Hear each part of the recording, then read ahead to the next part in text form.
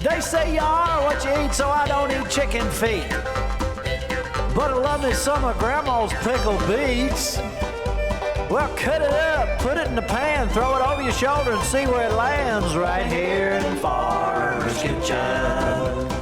Maters, taters, beans and corn, the cows in the barn and the sheep's been shorn, kids in the barnyard chasing Grandpa's chicken.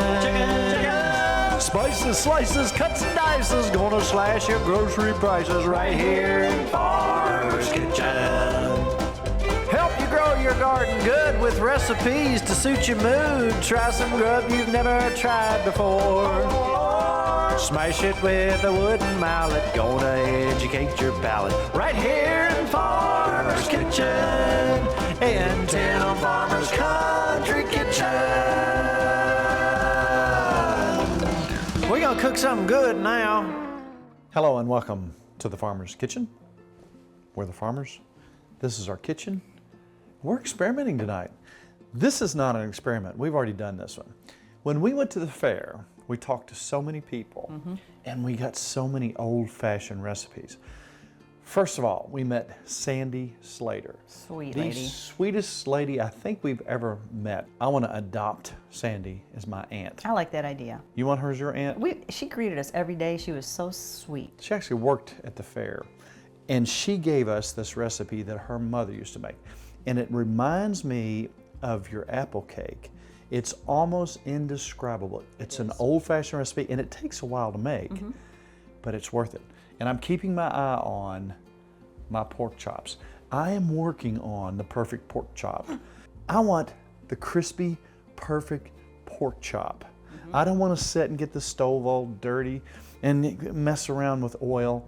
I want to do it in the oven and I want that moisture to be in there and maintain. I want to cook for about 25 minutes and I'm working on it right now. Let's see where we're at and then I'll give you the recipe in a little while. I'm going to pull this real quick.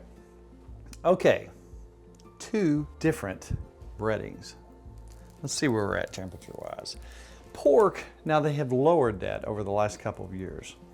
It needs to be a minimum of 150 and I think we're going to make it here. But I'm going to do this in the oven. When I pick that up, I want the juice, I want the crunch. I like that. So I'll tell you the recipe shortly. But first, what we have to do is get this cake started because it's an hour-and-a-half process. Right. Let's put this back in the oven and then we'll talk about that. 2 different things going on here. You can tell they're a little bit different. So let's pop those back in the oven and then our beautiful, wonderful Sandy's sour cream cake.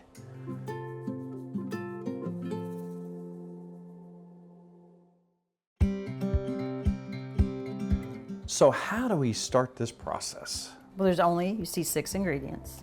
6 ingredients. Yes, it's pretty simple. And she also mentioned her mom's name was Minnie.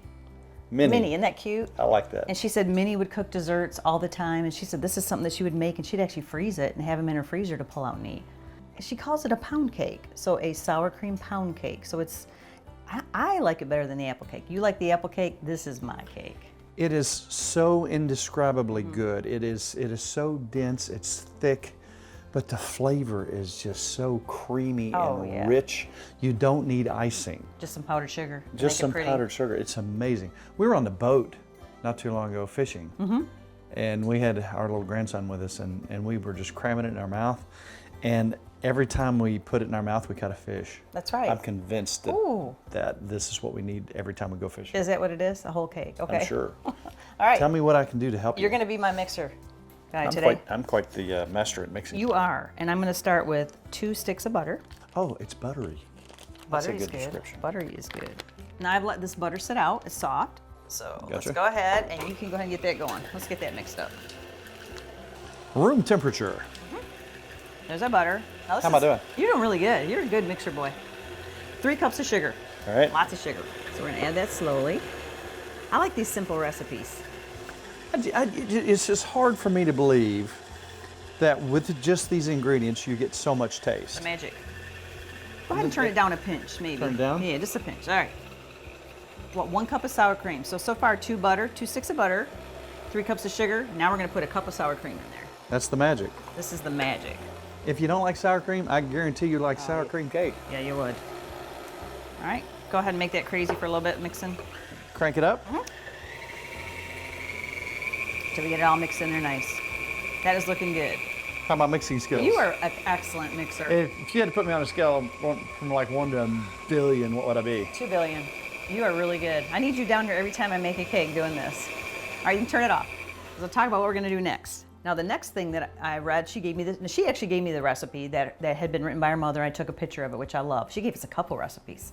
But 3 eggs, and I have 3 cups of flour. And they said her mom said to go back and forth. Okay. 1 egg, a cup of flour, kind of mix back and forth. So, and keep this on low. Look how pretty that is. That is pretty. Just. Isn't that beautiful? Go ahead and put it on low, because I hate to tell you this. I'll put it on low? Yeah, because gotcha. flour does go around. I'm gonna try to be as careful as I can. And they make shields for this, and we know that. We don't have one. But we want to prove that we were here. That's right. So I got 1 egg. Get that mixed in. I'm gonna slowly add about a cup's worth of flour. I'm trying to be careful so we don't make a mess. Oh, we're doing good. It's not blowing everywhere. Now let's do another egg. Now let's go about another cup of this flour. One more. This is our last egg. I'm gonna get the rest of this flour in here and try not to make too big of a mess. Now you know when you bake, you have to make a mess. That means you're a good cook. Apparently. Yeah. That's why you see flour everywhere. That little wet rag won't fix. I'll clean that up for you in just a little while. Now I have 4 teaspoons of vanilla. She said 3 to 4, I put 4. I wish you could smell that. Go ahead and let's pick up the speed now because I think we're safe now. Pick it up? Yep. Let's get that mixed. Watch how I go into You're amazing. faster. Do what you feel here. You do really good. Now does that look fluffy and wonderful? You are doing amazing, you really are. Let's stop for a second and let me scrape the sides down a little bit. So I can eat it. Yes, I'm not gonna eat it. We're just gonna scrape the sides down. All right. And do our last mix. All right, let's go ahead and mix it one more time. All right. Fast or slow? Go ahead fast. Let's get it. Do it real fast. Let's beat it up. Watch this. Wow, that's amazing. That helps. And that looks pretty good to me. What do you think? You're the mixer. What do you think? I think it's amazing. Think it's beautiful? All right. Now, one thing that her mom said she used was a 9-inch tube pan, but I have me a spring pan. You could use a regular 9-inch. You could probably put it in just a 9x9 square pan. That's what I was thinking, a 9x9 square pan. Yeah, you were thinking square. Because you could just leave it in the pan, but I want to knock it out of the pan tonight and put powdered sugar and try to make it pretty. How's that? I'm so glad you bake, because, you know, I'm the meat and potatoes guy. You got to have dessert. You got to have dessert. All right, and I have floured. Actually, I put a little oil in there and floured this pan. So that'll help us out. Look at the consistency of this. It's not That's like beautiful. It's thick. It's not like a normal cake. It's just super, super thick. It's just kind of magic. It is. This is almost like a cookie, you know, and it's pound cake. So now what we're going to do, we have the oven set on 325, hour and 35 minutes. Hour and 35 minutes. Yeah, so it's that's kind of an a slow, undertaking. yeah, it's a whole different kind of cooking. So I have the bottom oven ready for that. I'm going to throw it in. Gotcha.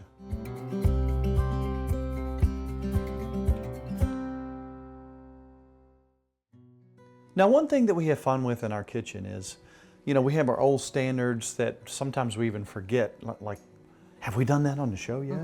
And we think, well, is it too simple? And we think, we need to do that. And some of the things that we think are too simple turn out to be some of our favorite segments that people really like. Right. Pork chops are absolutely just so wonderful. We love to buy them when they're on sale, and we try so many different things with them, but when it comes right down to it, I like a crispy pork chop. You do. With a breading on it. So let's pull these and take a look at where these are at right now. These are looking mighty fine. Ooh, they are looking good. Let's pull them.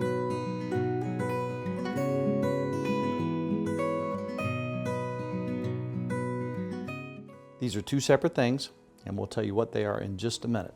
We're gonna let them cool down. They have achieved their 150 degrees, and just a tad more than that. You're gonna make the perfect side dish to that, which is a little bit of scalloped potatoes with some smoked cheddar cheese. Are you Yummy, kidding me? yummy. Now tonight, because it's elegant Southern dining, we got some greens. And when we were in Georgia, oh my goodness, remember when we were on this Southern cruise? I do. Our friend made the best greens ever. Now we have several green recipes, and you can hardly mess these up. Right. Take a look at any of ours. We're just going to put a little bit of cayenne in there tonight to make it where it needs to be, and cause some balsamic vinegar. Yummy. And what are you going to have with pork chops? Potatoes. Scalloped potatoes. Gotta have potatoes. We bought some smoked cheddar cheese, got a little bit of heavy cream, some salt and red pepper flakes, and it's just so simple. What are you It going to is. do? Well, actually, let's do something with our cream first. Let's heat that All right. up. I just put a cup of cream in here. Okay. So let's get that going. And a little bit of salt. Let's do about a teaspoon. What do you think? You know, cooking, we run into so many people say, I just can't cook. At any age, you can start the process of learning to cook. You're right. If you can read, you can cook. That's true. It may take a little time. You may make some mistakes, but mistakes are so important. That's right. Make your mistakes, learn from your mistakes, and guess what? You won't do it next time. That's right. All right, see, we got a small boil going here. I can dig it. Our cup of cream, and I've cut up, and it's however many potatoes you want. We're just gonna make a small pan. You can make a large casserole. So I'm gonna put all these in. I don't know how many we're gonna need. See how much we got. And I have probably 3 smaller potatoes that I've cut up here. All right, we're just gonna lightly cook these in the cream for 2 to 3 minutes. Okay, now while you're doing this, we're gonna do an official taste test. Look, first of all, at this beautiful pork chop. That is beautiful. Just look at that.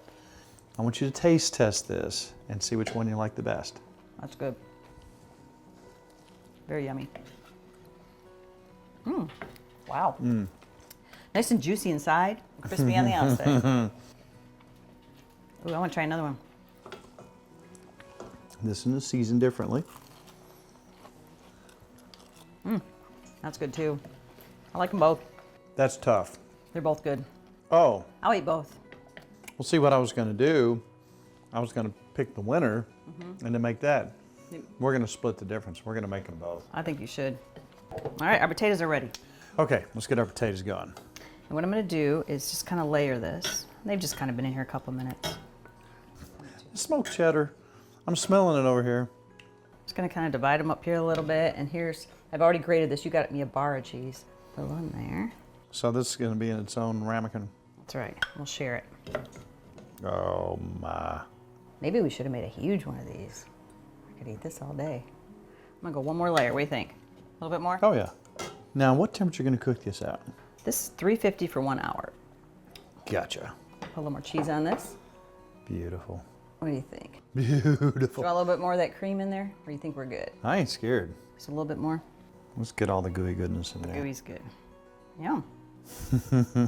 Yum, Papa. That'll be yum, Papa. Yes, I will. Let's revisit why we say that. You put carrots in the sauce. Yes.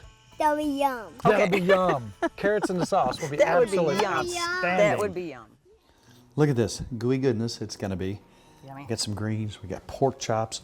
We got some cornbread somewhere, and we got Sandy's sour cream cake. Yummy. So this pops in the oven, 350, right? For an hour. Yum. You ready? I'm ready. All right.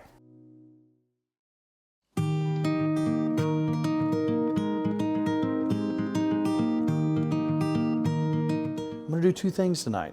We were gonna just have the winner of the recipe that we did, but we had 2 winners. They're both amazing. So what do you do when that happens? Make it all. You go with the flow. So I'm gonna take a little salt, a little pepper, just to get a little seasoning going there. And we're gonna take some Italian breadcrumbs and some panko That you seasoned. that I seasoned with my dry rub. We want to have plenty of taste. So I found out it took me a little bit longer than what I thought. You have to get that meat up to about 150 degrees. That's something you just absolutely have to do. So first, nice and evenly coat it with the Italian breadcrumbs. And that was your egg wash. Was that buttermilk in there? There was some buttermilk in there. Good call. Makes it good. A little bit of buttermilk. Just a wee bit of buttermilk. This is a pretty easy recipe too. It is. Simplicity is where it's at. Got a little handle there. Is that not beautiful? That is beautiful. So again, we're going to start off about 400 degrees. Now, when it gets towards the end, if you want to crank it up just a little bit, get it up a little closer to that burner, you can do that. Make sure you cover every square inch of that. We really want to pick up that flavoring. So what's the last chop going to get? Which one are you going to do? I am going to let you decide. And I want some flavoring in there. I want to have a little flavoring. You know, you want your pork to have some flavor. Mm-hmm. And you know, if you can bring in some barbecue flavor, that's a wonderful thing. You got to pick one, Miss Farm, just one. Got to pick one. Which was Kelly's favorite? Which one do you like, Kelly? She did with your She seasoning. liked the panko. All right, she's the deciding With your factor. seasoning, that's very good. I am preheated to 400 degrees. Check it in about 35, 40 minutes. Watch it when it starts to get good and brown. Look right there. Yum. Oh my. Are they ready? Yes. You can pop that in if you will, love.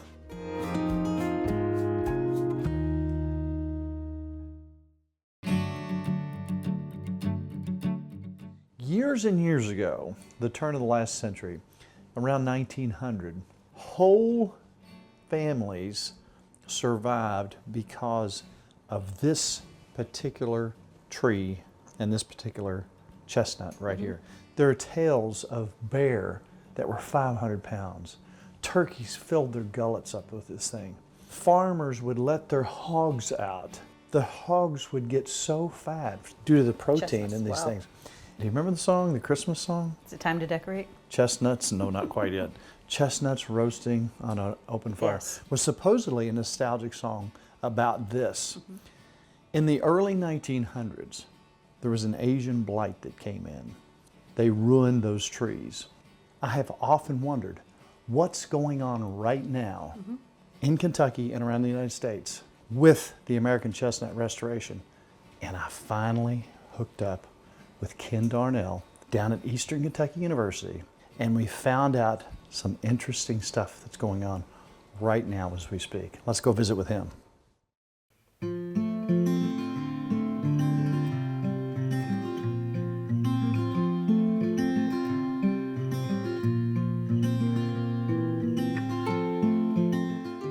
We're with Ken Darnell. We're talking about how the American chestnut was everywhere at one point, and very important to Americans that were here during that period of time and those who came before. What hope is there of this being seen around the nation? Maybe not like it was at one point in time, but what hope is there, and what is being done here in Kentucky and other places? So the hope for the tree to come back is higher than ever because the American Chestnut Foundation is leading the charge, coordinating with scientists, universities, U.S. Forest Service, quite a few other partners to do various studies, various research to the different parts of restoring a tree. The Chestnut Foundation has been breeding trees for the past 39 years. So they kind of started out in general with the thought process to breed the American chestnut with the Chinese chestnut.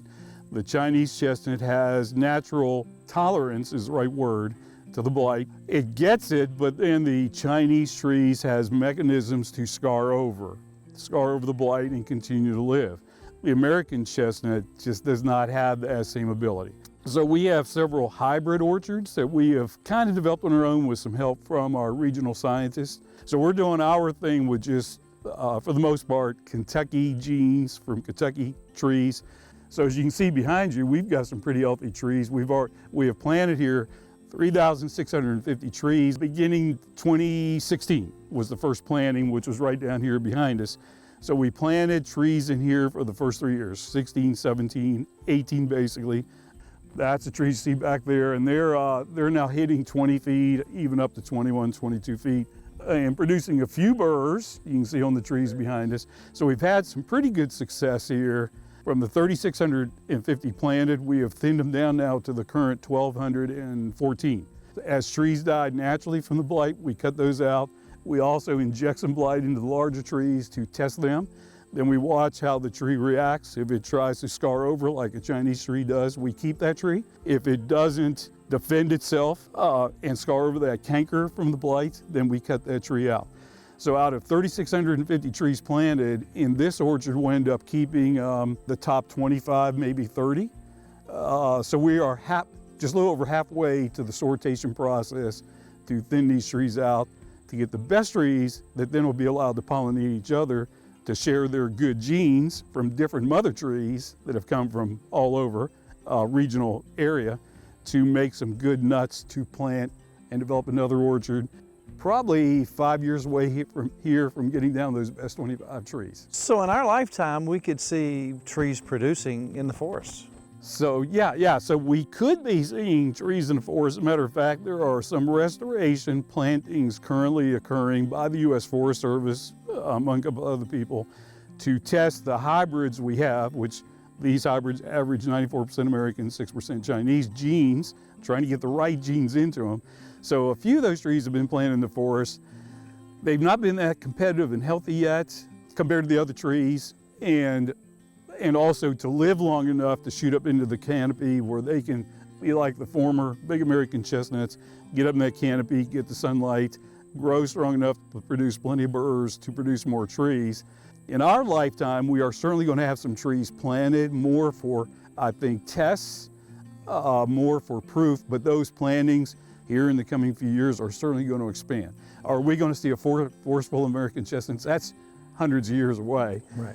How does the blight actually attack the tree? How does it kill the tree? The blight that came here came from Asia, came into New York where it was first discovered, New York Botanical Gardens. When they saw that disease on their chestnuts, they knew something bad was wrong and it was spreading quickly. Bottom line was they found out from there it was an airborne fungus. The filaments travel in the air, which means it moves quickly. Birds carry it, the wind carries it.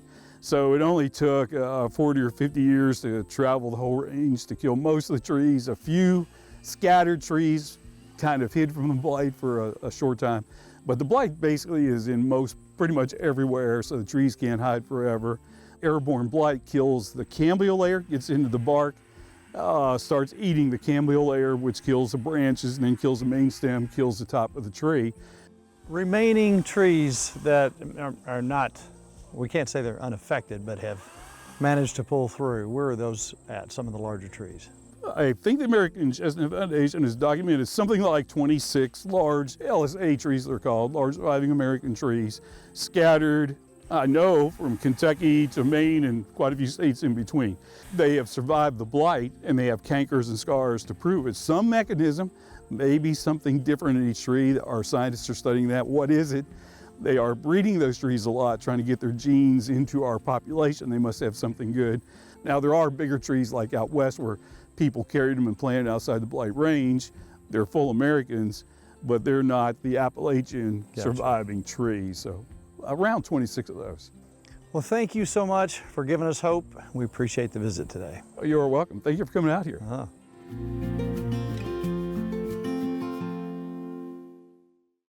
Again, I don't know whether to just look at it or eat it. I say let's just look at it. I think I'm gonna eat it. Okay. You know what? I always strive for the perfect chicken, the perfect pork chop. That's getting pretty close right there. The scalloped potatoes, just beautiful. They're the greens, Pretty plate. you want the first bite? Can I just pick it up and eat it? You can pick it up and eat it. It's got a handle on it for a reason. Oh, that's beautiful. Look at that. Oh, just look at that. Wow. The crunch, the tenderness, Oh, wow. the juiciness. It's so juicy inside, but so nice and crunchy. That's the perfect pork chop. You did good. That's one of the best pork chops I've ever had. I'm serious. That's delicious. Now that's the panko and the dry rub. That's so good. That's not to diminish Oh, that's good. the Italian breadcrumbs, but I think the dry rub, because when I eat a pork chop, I do want some barbecue flavor in Yeah, there. that's got the Go ahead. perfect. I know you want some of those potatoes. I do want potatoes. I think I want them too. We can simultaneously eat it at the same time. You beat me. Mmm. Oh, wow. That cheese made it great. Yum. Greens When are- you got some smoked cheese going on, That's good. Greens are always delicious. can I just take this whole backside? You can. I'll take the. Now look how thick, look how dense that is. This being a pound cake sort of thing. The edge, it almost caramelizes on the top of it, doesn't it? It's chewy, thick, yummy. It's hard to describe it. It's just, you gotta try it. So Mrs. Farmer, I don't mean to tell you this, I don't mean to alarm you, Okay. but our half hour's up. So if you're walking down the road, Like I always thumbing do. a ride, That's right. and somebody says, Mrs. Farmer, I recognize you from the show. Why are you thumbing Where are you around? going? Ypsilanti? That's right. And you say, I've got to ask you a question, Mrs. Farmer. Where do you go to find those recipes? I would tell them timfarmerscountrykitchen.com. I would. I've been there. I know you have. There are 250 billion recipes there. Wow, that's a lot. You can look them all up and you're free to use them. Also, we have a Facebook page that's growing rapidly. If you'd like to join us there, is it difficult? It is very difficult. What do you have to do? You hit like. Wow. Yes. That's a whole lot of steps. Sadly, again, our half hour is up. So we have to tell you that it's all about Good times good friends. and super good eats. So be watching for our brand new Tim Farmer's Country Kitchen. See you next week. We're going to dig into this pork chop. Look at that. Look at that. Meaty, wonderful, crispy goodness.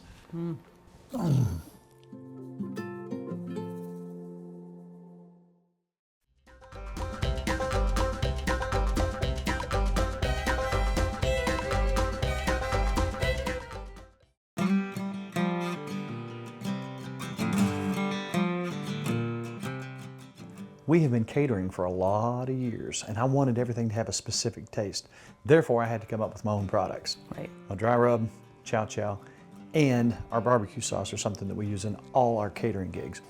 I developed this barbecue sauce that is not the really thick, syrupy stuff that you get. This has more of a natural, it's got some pepper and onion flavor in it. You can actually see the particulates in there. You know, a lot of people are asking what we use our dry rub on. Now, obviously, pork and chicken are two of the more common things. Also, we've been using on our corn on the cob with butter. That is I'm telling you, this That's stuff wonderful. with potatoes is fantastic. So 40 years in the making, Tim Farmer's Country Kitchen Dry Rub.